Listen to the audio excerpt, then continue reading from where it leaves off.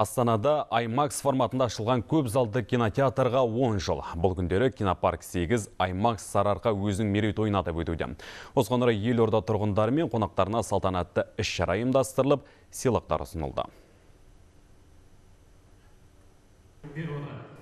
Театр ұжымы өздері үшін айтулы күнді елеусіз қалдырған жоқ. Кинотеатрдың туған күнінде елімізге белгілі өнер және спорт жұлдыздары көпшілікке көтеріңкі көңіл күй сыйлады. Сондай-ақ қызықты ойындар және актерлармен кездесу ұйымдастырылды. Жеңімпаздар Сарыарқа сауда орталығы мен Алсер сандық дүкендер желісінің бағалы сыйлықтарына ие болып, фильмдерді жеңілдікпен тамашалауға мүмкіндік алды. Өз атымнан және компания атынан Сарыарқа кинотеатрының 10 жылдық мерейтойымен құттықтаймыз. Театр ұжымына толайым табыс, алдағы жұмыстарына сәттілік тілейміз. Бүгін біз кинопарктың белсенді үш көрерменіне сандық теледидар тарту етеміз.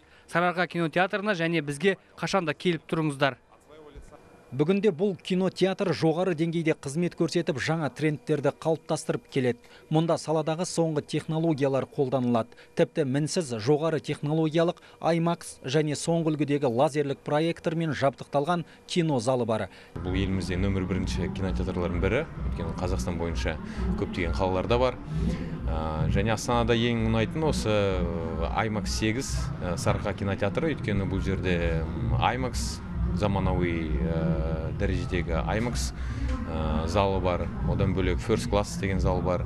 Әр дүйсенбі және сейсенбі күндері келушілер үшін арнайы ұсыныстар қарастырылған. Бүгінде кинопарктың нарықта өзіндік орны бар. Оған сандар дәлел. Жыл сайын 6 миллионнан астам адам бос уақытын кинопарк, кинотеатрларында өткізеді. Досымжан Ермұрат, Қуаныш Әбу, Қазақстан ұлттық телеарнасы.